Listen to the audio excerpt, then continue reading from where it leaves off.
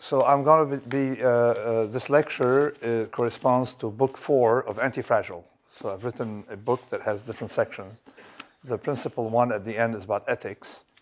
And there's one on optionality, we're going to be talking about, as innovation as optionality. I have to explain what an option is, what innovation is, all that within, I guess, 45 minutes, and then we can take questions.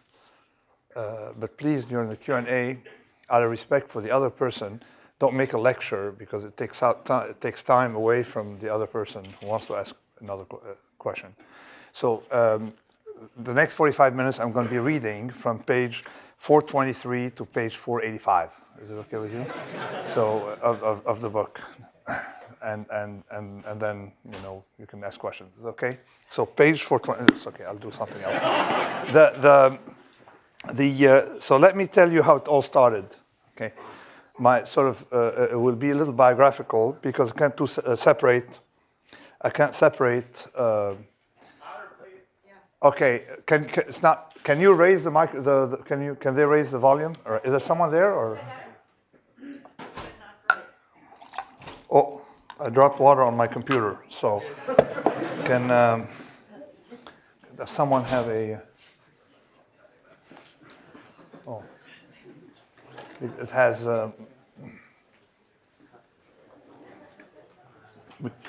It may disrupt the lecture. All right.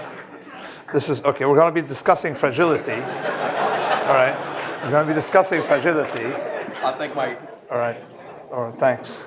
So thanks for. It's still working, but I think it's working on its own thanks to the water. But I think Apple is about a few miles down the road. In case. Okay. So let me give you my sort of biographical story and my obsession with what I call fat tails.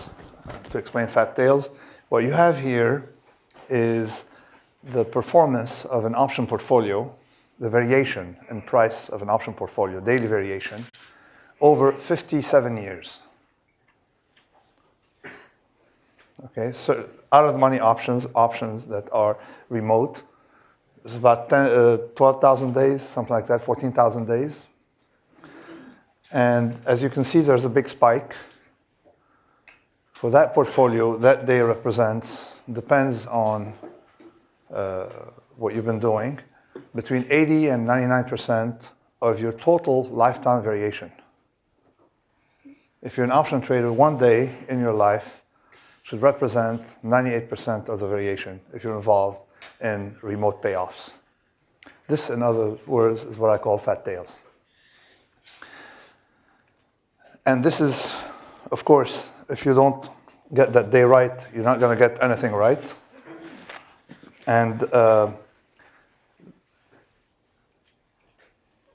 it's not predictable. Okay, they tell you it's predictable. If you go to the finance building, they think it's predictable. If you go to the economics building, they're convinced it's predictable. It is not predictable. So that's the problem, that there are events that have a huge impact, and we can't tell ahead of time when they're going to come, and we have no idea about the structure. And people fool themselves thinking they have an idea about the structure. So you have to understand what domains are affected by these large deviations.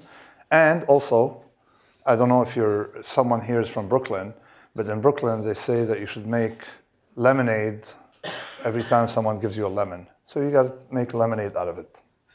So this is the idea that we have. There's a huge amount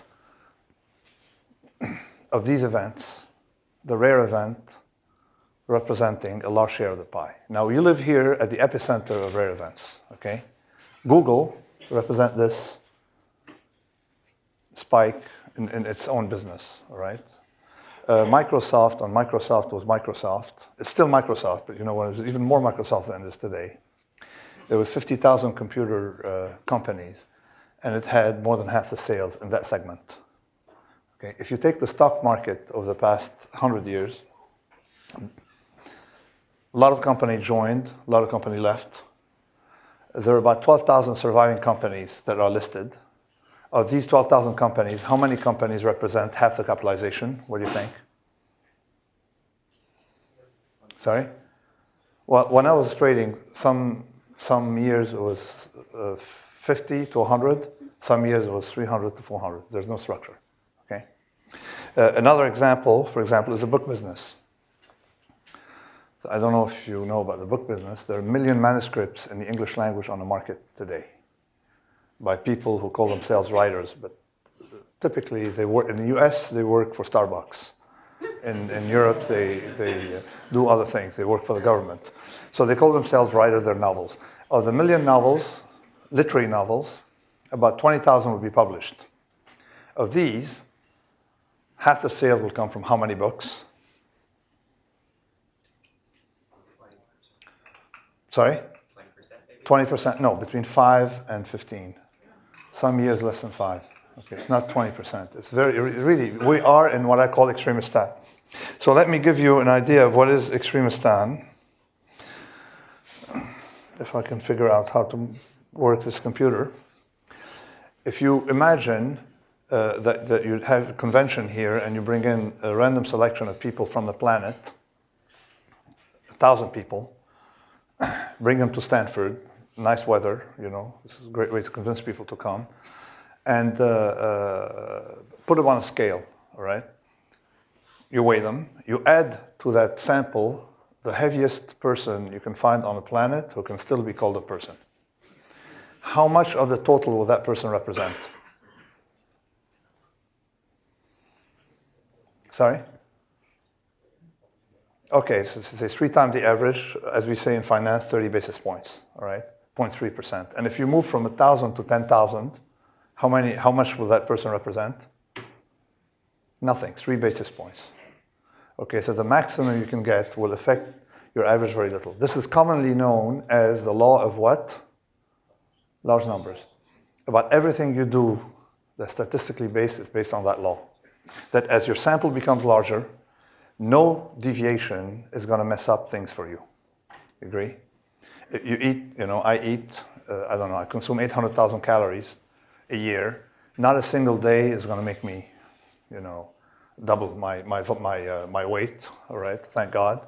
But unfortunately, not a single day will make me lose half my weight unless, you know, I have surgery, all right? So the problem is that, but in finance, can you lose half your fortune in one day? Of course. When I became a pit trader, I walked in, there's something called new member, a badge, means rookie. So you get abused by old traders who are bored, want to give someone advice for life, so they grab you. So one guy grabbed me, hey, come over here, kiddo. He said, okay, I showed up. He said, that was before this event, incidentally. He said, listen, you see the guy over there? I said, yes. He said, his name is Ed. I said, yes. He said, at the time, it was a lot of money. He made $7 million in 7 years. I said, yes. He said, he lost them all in 7 seconds. Okay, kid. I said, kiddo, now you can go, all right? That was his advice, that you can, you know, that you're in extremistan, the reasoning is different. So everything's moved by extremes in economic life. And visibly, you're here for that, to understand that point. And we're going to take it to its conclusion. So the first, visibly, it leads to unpredictability. If I know how to maneuver, I think that the water has done the damage. I think the water has done it.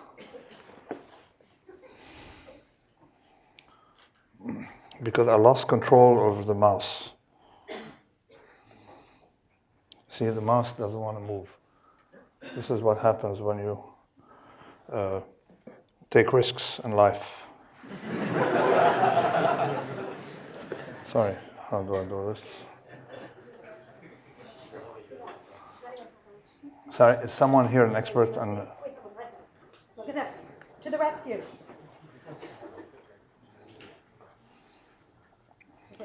View. Can we pop this in? Present a view. Hold on. Present a view, okay? So this leads to what I call unpredictability. Let's see. There, can you turn this back on? We can do this. No, the point is that, okay, this leads to unpredictability. And now we have worse unpredictability. Let me remove this, okay, and use my thing. In extremistan, okay, things are unpredictable. In mediocristan, you can predict things, all right? So that's point number one. Unpredictability is a problem of course, in the real world, unlike the textbooks. I guess you've seen this before. You recognize this item? This is commonly known as what? A wheel. Very good. When was it discovered? Sorry, long time ago. How long ago? About at least 6,000 years ago, all right? Babylonian technology, all right? So this is technology. So let's see, moving from this technology to this technology. You guys are too young to remember the days when it had to carry our luggage because it didn't have a wheel. How long did it take? 6,000 years to this discovery, all right? Okay? So you realize that there is unpredictability. Not only that, but now we're going to look at something else, that there are domains that are entirely dominated by the unpredictable. Medical discovery, for example. Entirely dominated by the rare event. They don't know it. And we're going to talk now about luck with a caveat. It's not really luck. It's a function of luck. How to exploit luck by which you get more upside than downside of luck. So, and the idea is, you know what this is, windmill. There are two approaches in life. The first one is that you hear that there are going to be winds, and the conservative attitude is to build what? A wall to protect oneself from the wind. A better attitude is to build windmills if you hear the word. Okay, so the idea is to milk uncertainty and try to exploit disorder. But before getting there, we're going to have a little excursion into what I call fragility. There's something interesting that I discovered that took me about 21 years to figure out. 21 years, I was an option trader for 21 years. I didn't realize something I knew unconsciously, but only became conscious of it one day as I was looking at this, patently ugly teacup, all right? We have a definition of fragility, very simply, connected to what we saw about options. And let me propose the following. Is fragile what doesn't like volatility? If this teacup is on a table and there's an earthquake, will it benefit from it? No, you see? Very simple. It wants fragile because it wants calm and predictability. It's harmed by disorder. You guys have earthquakes in California. It doesn't want an earthquake. It doesn't want to be in California. It'd rather be in New York, you see? Very simply. And now from this concept of fragility, we're going to get into innovation and optionality. So this, the way I see it, is short optionality. And let's look at what short optionality is. I think my computer is improving, but I think it's within the system that there is a problem, okay? I'm talking to you guys, I'm worried about my computer because I did something on Mathematica before coming. So I understand 2 hours of work evaporating. This is a payoff of a financial structure that is very vulnerable to phone calls at night. When in the middle of the night, the chairman of the company gets a phone call saying, oh, there's an event. So this payoff, this package, you make or lose some money, but typically the losses, all right, are very large and the profits are very small. Exactly like the coffee cup, except the coffee cup has no variation except for the loss. The coffee cup will never improve. Let's see if you can connect this. This package is robust, and this package has an opposite payoff where all the gains are large. The kind of thing that only people in California seem to understand. People in New York, they don't get it. Because people in New York have this payoff, and let me explain. The banks are in a business of hiding risks. So they make small. They have no volatility, most of the time. And once every 10 or so years, guess what? They lose everything they made, and then they come to the taxpayer for support. They have the setup for people to, give them monetary policy to help them and all that stuff. And meanwhile, they keep their bonuses because it's a very efficient strategy where you make everybody think you're smart. And then when you lose, guess what? It was a bad environment, okay? It was only a quarter when you lost, but visibly you've lost more than you ever made. Banks lost in 2008 more than history of banking, all right? And of course, they paid themselves a lot of money, they didn't return it to us. So this is a payoff that's very similar to a short an option. You sell an option, you have very little return, you earn some money, but then something happens, you have unlimited losses or very large losses. That payoff resembles the fragile. The opposite of that payoff would be something that's long volatility. So when I went, to try to explain this, people weren't understanding that the opposite of fragile isn't robust. It's not solid. It is not the opposite of fragile. The opposite of this is not the straight line. It's not a payoff, where you end up unharmed. You agree? If I'm sending a package to, say, Mongolia interior, all right, and the package is fragile, what do I write on it? Fragile, all right, okay. If the package is robust, what do you write on it? Nothing. So if the package wants volatility, wants to be harmed, wants something, wants stressors, wants disorder, wants earthquakes, all right, it's not the same as robust. It would be something on which you'd write, please mishandle, I am anti-fragile. It's the opposite of fragile. So the opposite of fragile is not something that is robust or something solid. It's something that wants disorder. And guess what? There's something called the cluster. And if you like one, you like them all. Uncertainty, variability, imperfect, incomplete knowledge, chance, chaos. These, if you benefit from all of these, you are classified as anti-fragile, and it's very similar to someone who owns an option. So we're going to talk about, how you guys can milk randomness, because that's what you do in California, right? And we're going to be a little more technical and a little more rigorous in the way we analyze an option payoff. So that was my idea of what an option is and why people don't quite understand what it means. This computer definitely doesn't like me today. Maybe the proximity of Apple caused me to make these, to have this problem, okay? So there are things now, let's view the world in three categories. There's the fragile, like this computer. You pour water on it, it's gone, all right? You understand? And now we have to give a lecture maneuvering with a mouse and maneuvering so it doesn't blow up and hoping it doesn't blow up before the end of this lecture, all right? That's a fragile, okay? That's the definition. There's a robust, you hammer it, nothing happens, but doesn't benefit from it. And there's the anti-fragile that likes disorder and benefits from disorder and benefits from error. So it happened that now we can identify the fragile. There's a method to figure out what is fragile, and there's a method to figure out what is anti-fragile. How? Very simple. Something related to convexity. Let me explain what I mean by convexity or concavity, okay? If I jump, I am fragile, my body is fragile, okay?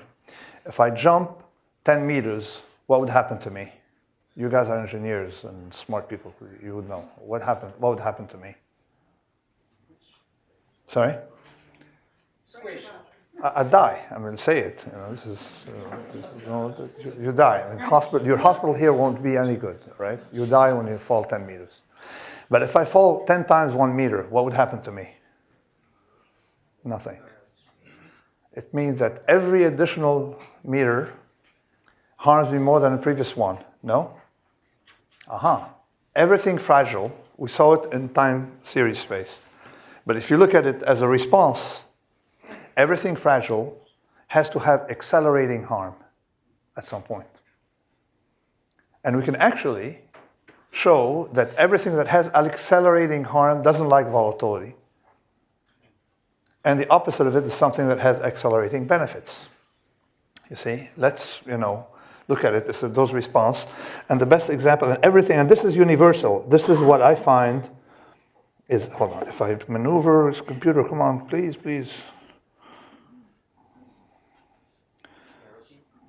Sorry? The what? It's working, we're maneuvering with it. All right. So the nonlinear is harm more. You see this accelerating harm is harm a lot more than the linear. And visibly, the linear, for small variation, show more response than the nonlinear. This is easier to understand if you look at it this way. You saw that the harm I get from hitting the floor, okay, it has to be nonlinear for me to be harmed at 10 meters, but not to be harmed at 10 times 1 meter. You agree? Okay. It has to be that way because walking, from on campus would kill you otherwise. Because being harmed by that large, but you get the, if the thing were linear, you'd be killed. So harm for anything that has not been broken has to be in a nonlinear. The coffee cup sees thousands of hits, very small intensity, like very small pounds per inch hits. It doesn't really care. But one big hit and it breaks. So things that are fragile have to be nonlinear. And this is what's central about this idea. You have to be accelerating and harm. Another example is, look at the world around us, okay? If we were linear to harm, we've blown up a long time ago. The world has 3 to 4 million earthquakes every year, low intensity on a Geiger scale, you see? It would be like a Fukushima every few minutes if the harm were linear, but it's not, you see? Yeah. So this is quite central because now we can figure out what is fragile from nonlinear and look at its opposite. Simply, we have the following. If you have more gain, say if the market goes up 10%, you make more money than if the market went down 10%, then you lose if the market went down 10%, you're convex, you see? And otherwise, you're concave. The best way to figure it out is with this. This is convex, this is concave. If you want to remember, this is convex. And this is concave. Okay? So if you look at the payoff of the convex, you make more than you lose. You're here, you make more than you lose here for an equivalent one. Or you make more the second time than you make the first time. If the market goes up 20%, you make more than twice if the market went up 10%. If you are in that situation, then you like volatility. If you're in that situation, then you are like benefiting from randomness, what I call the disorder brothers. Uncertainty, all these things. Let me take 1 or 2 questions here before continuing. And as you're asking the question, I can see if I can fix the computer. Yes? Are you considering only the sloping upside of the convex curve? Because it seems to me that on the other side of your smiley face, you would lose. Increasing. It has to be increasing, but you're not going to be here also. It's not going to be harmed. Here, this is f of x, and this is x. And if you're here, you see, or it's decreasing, but not very, at a decreasing rate, you see. For the increasing, all right, you make more than you lose. And for the decreasing, it slows down. Any other question? The idea is for you to see the connection between convex, the idea is the connection, and likes volatility. Think about why the convex likes volatility. We can do it here.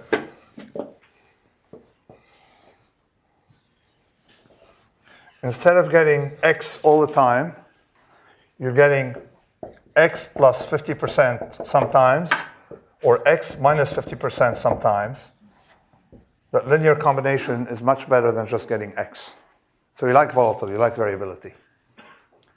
That's why, the anti-fragile. But all this is linked. The same graph can explain to us now why being in your business is great. Has this been moving on its own or no? Yeah. When I was here, when I'm sitting here. You see, I told you, this technology is not very reliable. So I did a very similar, I did a very simple experiment. On my computer, I generated two kinds of series. One where a person knows where he's going, very intelligent person who knows where he's going, but doesn't have any convexity in his payoff. The other one of a person who doesn't know where he's going, has no idea, but has convexity in his payoff. You see? Look at the difference between the two. Trial and error is an option. Why? Look at trial and error as something like this.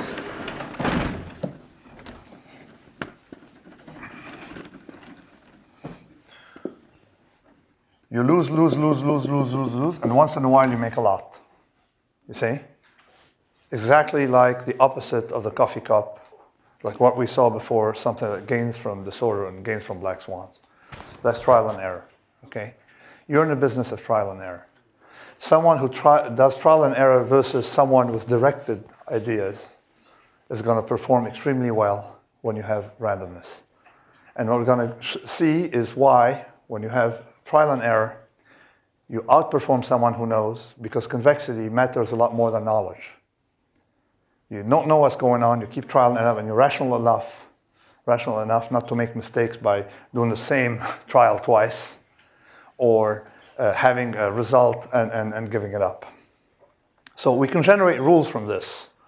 And I was thinking of 7 rules because people like the number 7. Look here, 7 money rules for life. There's here 7 rules for success, all right?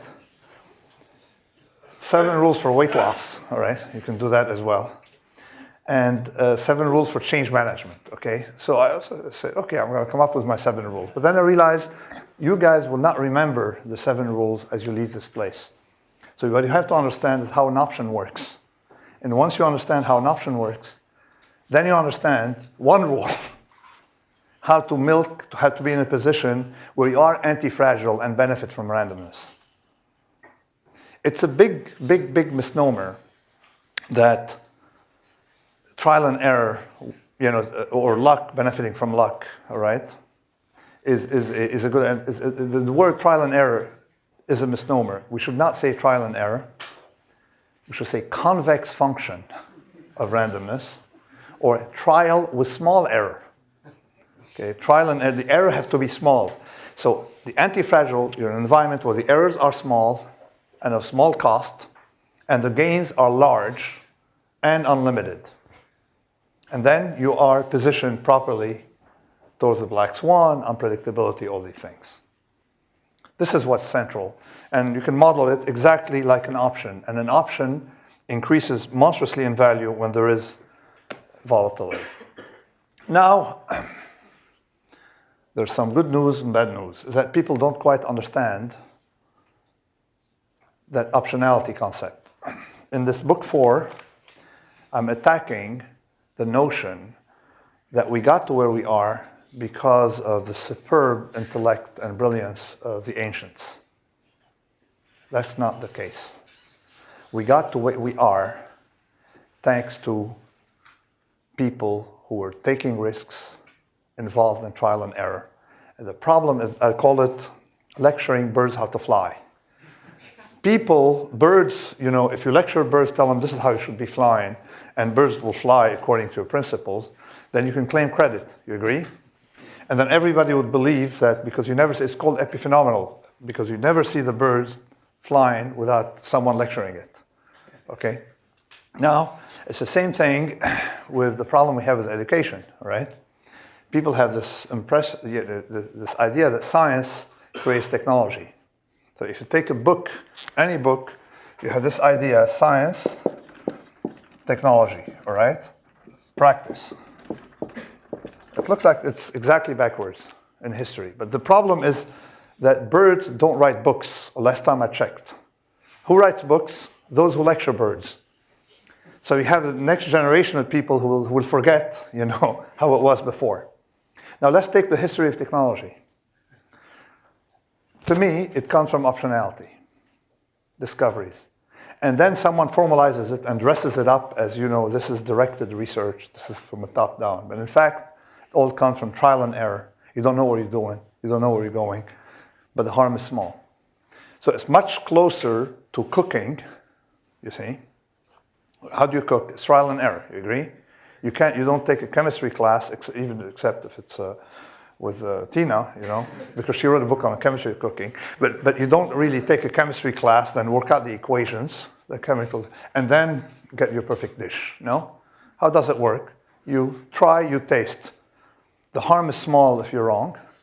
And by little, and after 3 or 4 generations of collective trial and error, you get a good dish, like choucroute, or you get whatever, or sourdough bread, or the kind of thing you have here. You see, this is cooking. Well, it looks like technology resembles cooking, but we read the wrong books, and in a matter of investigating how things were derived, you see, whether it's optionality or whether it was knowledge. In book 4, I start book 4 with this story by Aristotle. He was talking about Thales of Miletus, okay? And Thales made a killing. He was a philosopher, and he was tired of the people who were telling him, listen, philosopher, you're a philosopher, you're a schmuck, you get the idea, you can't make money, plus the guy was Phoenician, so you can't make any money. So he's tired of these people. He wanted to prove that he was philosophizing because he loved that business, not because he was incompetent. All right? Now, how this is moving on by itself. Right? It's moving left, if you've noticed, it's going backwards to the 7 rules. Okay. So what did he do? He went in and put his money, some bets on olive presses. It's weight loss business. Okay. So he put some money on olive presses. He went in and made a bet that it was going to be a demand for olive presses. He put a little money on it. And of course, there was a lot of demand, the season was great, and he made a fortune, okay? Now, what does Aristotle write? That Thales made a fortune because he read the stars and predicted, okay, a great season for olives, all right? High demand for olive presses. But in fact, what did Thales have? He had an option. He had a down payment, a call, like the right to use the olive press by putting very little money on it. You see? Had he been wrong, it would have cost him nothing. So he would have tried 10,000 times, or not 10,000 times, maybe 10, 20, 30, whatever, a high number of times, at no big harm. You see, he would have been breaking even, breaking even, and making a killing once in a while. And that's what he had is a big payoff. That was what Thales had, was a big payoff. Not really, it didn't come from, this is moving on its own, all right? So let me try this, shut down and restart, do this, okay? So the problem with Thales is that, with the story, is that we have this impression, and I'm only 2 miles from Apple. Okay. The problem with the story of Thales is that people were convinced that all this great thing came from knowledge, when in fact it was from trial and error. And then if we continue, what I did here, and I can find it here probably in the book, which also is wet, but you see much less fragile because you can still, a wet book doesn't play tricks on you. You can figure out that in history, all right, there are a lot of things that were discovered by trial and error that later masqueraded as coming from top-down research. And then nobody gets credit for trial and error. We've known, for example, a lot of things. Think of Euclidean geometry. You think that we need geometry to put buildings, no? That's what people think, no? All right. We had Euclidean geometry since the 2nd century. Okay? All right. Did people use it to build, these big, did the Romans use it? No. Nobody used it. They had their own heuristics, their own tricks, coming from trial and error. And they only used it later, okay, after the 15th century. By the 15th century, there were only 4 people capable of making a longhand division in Europe. So I take that example. Another example patent example, other than, sorry? Which one? Pyramids. Well, the pyramids, yeah, were built before. You take a lot of things in medicine. Sorry? Penicillin. Well, penicillin was discovered. We know everything in medicine is discovered, like Viagra, by error, a side effect of something else, and then people, like the Viagra, as the nurses were complaining from behavior on the 8th floor when they were doing the trial. So you get the idea and it was a blood pressure medicine.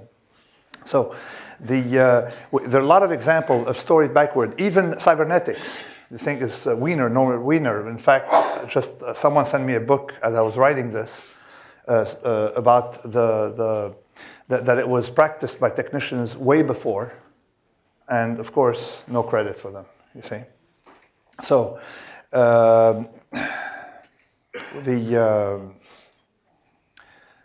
this computer is. This is the first time I encounter. Oh, now it's working.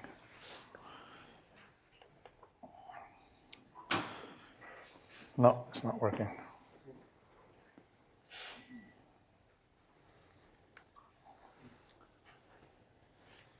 Okay.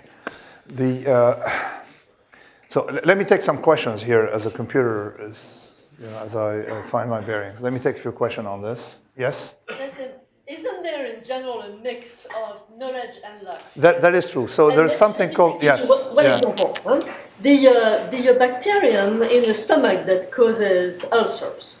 It was always believed that there was no bacteria in the stomach. Well, discovered, quote unquote, by chance by 2 guys, went on vacation, left things in the lab, came back, but it was not by chance that they had left the stuff in the lab. So there's a mix of the two. There is a mix coming for optionalities when you mix the two, but effectively there is some kind of improvement in scientific knowledge built from optionality, you see, improvement that help you conduct other experiments. But typically, the role of knowledge is highly overstated. So we have this impression that things were driven a lot more by design than they were by luck, you see. But the point is, it's not luck. It is a convex function of luck. It is by tinkering. It's a convex function of luck. This is what is quite important in this, is that you have more upside than downside into whatever you're doing. The biggest improvements we had in drug discovery was when people had no idea what they were doing, but knew that. They kept trying dyes, okay, till they found something. And today we're directing, and we haven't been able to find much. Now we know the genome, we know so many things, we understand bacteria, viruses. We haven't been able to find as much as we did in a period when it was purely trial and error. So we continue with this idea of trial and error has optionality, leads us to, remember the 7 rules, okay? To maybe you can make 77 rules, you can make a lot of rules, but the principle should always be to be on the right side of convexity, because convexity will pay you a lot more in the long run than direction.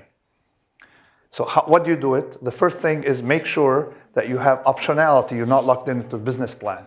It's like you're not locked on a highway with no exit. Yes?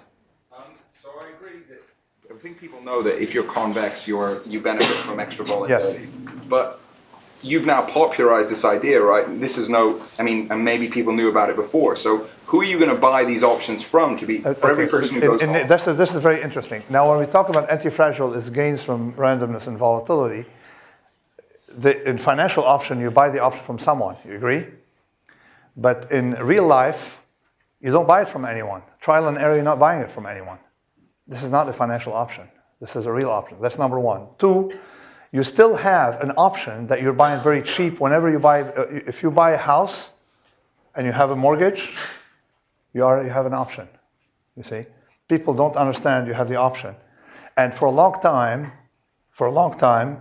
people were getting even greater option from banks. So the built-in, the explicit option is not what I'm talking about here. What I'm talking about is embedded option in things or option-like characteristics in things. And if you take the formation of wealth in history, it all came from this optionality. Other questions? Yes. How do you argue for trial and error like in an industry like for the airline industry where the errors are would cost, an error, error on an airline is costing there is explicit trial and error where you are willing to take the error. Okay, there's explicit trial and error. This is a system that has explicit trial and error where you tinker voluntarily. And you have to maintain your error small and make sure it's not like a lottery ticket where the upside is known, someone's overcharging you for it as a financial option, and it's open-ended, you see. But also there are businesses, okay, where you make mistakes, in which case you want to make the mistakes as small for the system as possible. And never let a mistake go to waste by exploiting them. So let me give you an example. You just mentioned the transportation industry, okay? Every plane crash, which is an error, leads to the improvement of the safety of traveling. We haven't had a plane crash in America, a big commercial plane crash in more than 3 years. And before that, it was more than 3 years. So, or a lethal one. So you realize that there are businesses that even if they can have a large error to make sure it's one at a time, not like monetary policy where you have big mistakes or politics where we have one person make a big mistake that costs so much in lives and money, like a war, you see. You want your mistakes to be small. When you can't avoid having mistakes, you want them to remain small. And typically top-down things make large mistakes. This is what my idea of decentralization you have to decentralize the errors by making sure they remain small and distributed, okay? But when you're willingly making errors because they're small and because they're not of huge cost, when you're willingly, then you want, you see, then you want to make error. You want to make a lot of errors because they're not as harmful, you see, and the payoff comes from it. But remember one thing. You saw my first graph where I was showing you the returns in this business? Okay. The strategy that immediately comes to mind from that is that you can't be directed if a lot of your returns are going to come from one. What are you going to do? What do you need to do? You have to be as broad as you can in your strategy. That's number one. But you can't do it if you're an entrepreneur. An entrepreneur by design is not broad. And if you're going to have trials, you can't have too many trials in a lifetime. But collectively, society has been benefiting from this army of entrepreneurs. Very few of them manage to buy the big houses around here. I hear real estate, she's telling me, is hugely expensive, you see. Very few win, and then the remaining people are like soldiers who fall in battle for the sake of the system. Which is why I was calling for National Entrepreneur Day, and then suddenly it happened, by the way, all right? But I didn't get credit for it. It happened on publication on the pub day of the book, by the way. So the called National Entrepreneur Day because, hey, you know what? We salute fallen soldiers because they're needed for the system, for the collective. They're needed for the system, to improve the system. We need soldiers to fall. We should do the same for entrepreneurs because realize how few win. And you don't want the other ones to be demoralized. You want to thank them for getting involved in their side of trial and error without having anything but errors all their lives, but they're doing it for the sake of the system. And this is what you see, there's something moral about what you're doing if you're trying, to improve the system. Something moral, even if you fail, especially if you failed, you see? And this is what people don't understand. We tend to bail out corporations that are rotten and fragile, okay? We don't bail out entrepreneurs. We should be bailing out entrepreneurs. We should also make it more honorable. The only place, I'm honored to be here, the only place on the planet where it's honorable to fail is here. Before that, it used to be, guess where? A couple of centuries ago. Where? The battlefield. No. In entrepreneurship. In entrepreneurship. Sorry. England that pulled out of the Industrial Revolution, thanks to these aggressive thinkers, you see. So you have, that was when, and now the problem is, look at England, what happened to England. The minute you get rich from tinkering, you have the illusion of being able to replicate it through Whitehall and economic policy, and Whitehall and research policy, and this, and minister of policy, and stuff like that. They didn't have that when they pulled out, you see?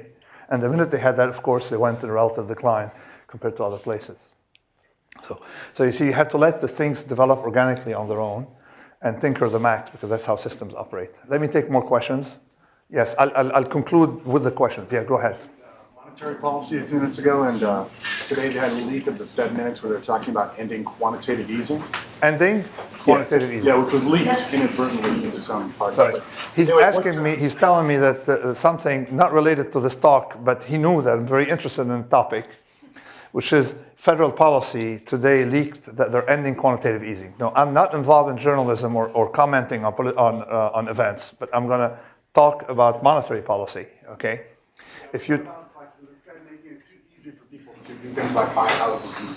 Shouldn't they be raising rates already? We should, the thing is, what the Fed has been doing, the idea of the government, they don't understand anti-fragility. They don't understand that when you have a crisis, you should come out of it better than you were before. You guys had your crisis in California, remember? 2000, you weren't born many years, okay, so almost, all right? So you came out of it better off than before, no? It cleaned up the system. So you should never let a crisis to waste. Now, what happened in Japan and here and in Europe, they have a crisis, now they shoot to establish the system to bring it back to what it was before, without letting what is fragile break and new things come in its place, you see? So the monetary policy aims at preserving the status quo, and then also a side effect is, of course, to enrich those who were involved in the crisis, all right? In causing the crisis. And of course, it's not good to have such a, to have very easy money, because you don't want people to take money and go gamble with it in the stock market. You want it to go use the money for what you're doing. The real thing, the trial and error that you don't get respect for losing a little bit all the time. Other questions? Yes. On a related note, then, how would you think about Chapter 11 bankruptcy, which essentially grants the original proprietors the ability to just keep on doing what they do? What do I think about Chapter 11? I have written two things about the notion of limited liability, okay? If it's used, okay, for this trial and error, then it's very good, if limited liability. If limited liability is used to transfer your losses to society, so you get the bonus, the upside, and society gets the downside, then it's not good, you see? And what has happened in the capitalistic system is, instead of having incentives and disincentives, we have some people who have the incentives, and then when they lose money, take banks, they make bonuses when they have good years, and then when they have a bad year, they transfer it to society, to the taxpayer, and they keep their bonuses, as we saw before. Again, remember, the two kind of payoff. The payoff where you lose a lot to make small, and the other payoff, which is what you have here, where you lose small to make big, you see? Now, those who lose, a little bit, who lose a little bit to make big, are not gaming the system, because the taxpayer doesn't bail you out. Have you heard of a bailout of any company in California? No, because you guys, all your big volatility are on the upside, not the downside. You see, but the other ones have their big volatility to the downside, and they lose more than their capital, and someone has to pay for the losses. It ends up being the taxpayer. Other questions? Yes? Let me take, yes? What do you think about the rise of, so you have all these things to say about the nature of probability and being able to predict things, but we also use probabilistic AI a lot, and we are using it more and more in every field.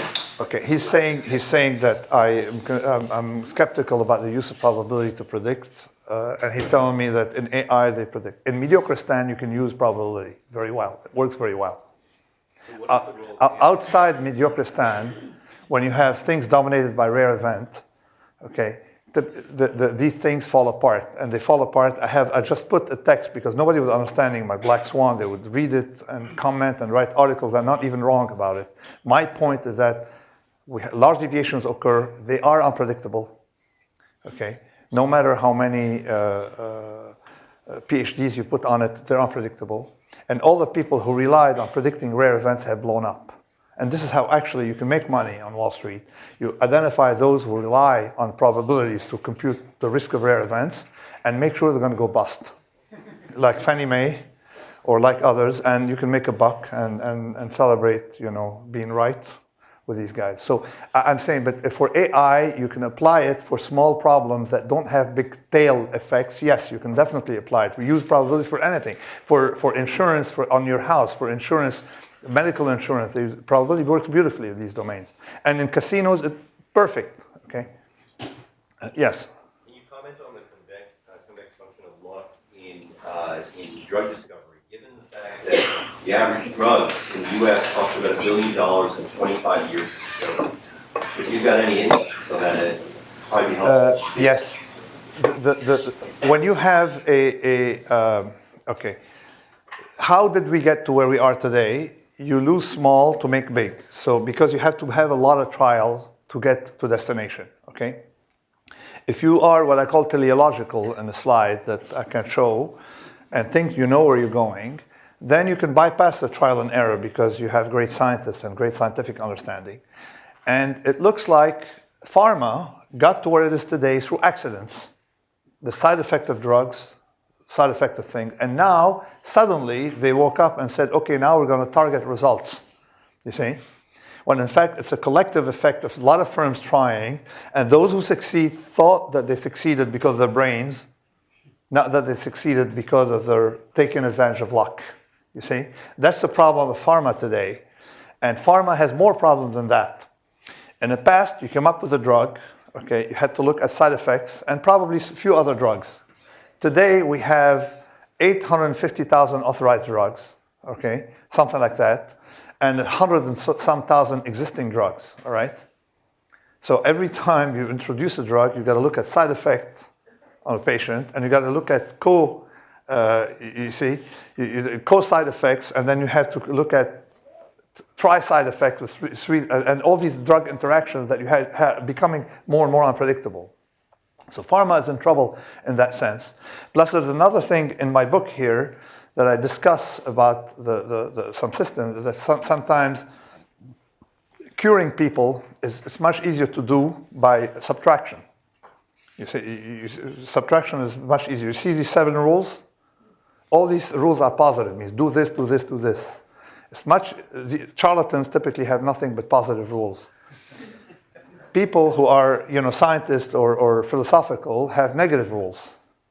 Okay, don't do this, don't do that. It's much more rigorous, actually, and they don't have side effects. So if instead of curing people by giving them drugs every time, we looked at subtractive methods, remove things, like, for example, remove cigarettes from society, you save more, it's more effective than anything we're spending on drugs, and cumulatively more than anything done since penicillin. You see, I didn't believe the statistic when I saw it, and in fact, it turned out to be true. If you just remove cigarettes, if you remove corn sugar, okay, you remove by removal. If you remove diabetes, the first thing people do is give people drugs. If you send them to Siberia where they didn't have the money, put them on 500 calories a day for 3 months, you come out of it fluent in Russian or conversant in Russian, and it's more effective than any drug initially, all right? But what the protocols, you start, instead of starving people because it's a stressor that someone needs, we are anti-fragile to variation. If we are deprived of these variations, we get weaker. So so people, the first thing they do is try to give you a drug instead of removing, right? Instead of removing food, try to give you something. And effectively now, epileptic, if you have, a child has, epileptic seizures, the first thing they do is give them drugs. Whereas the most effective treatment is removal of all sugars. You see, and we've known now for 70 years, but pharma doesn't make any money removing things from your system. Nobody's going to make any money if you stop smoking, directly, if you stop smoking. They're not going to sell you something, unless they sell you a method to stop smoking, you see. So this is what the problem. There's a gentleman in the back. Fields where it's hard to disentangle luck and ability, such as trading. How do you devise an effective compensation or payment scheme? I believe in something I call skin in the game.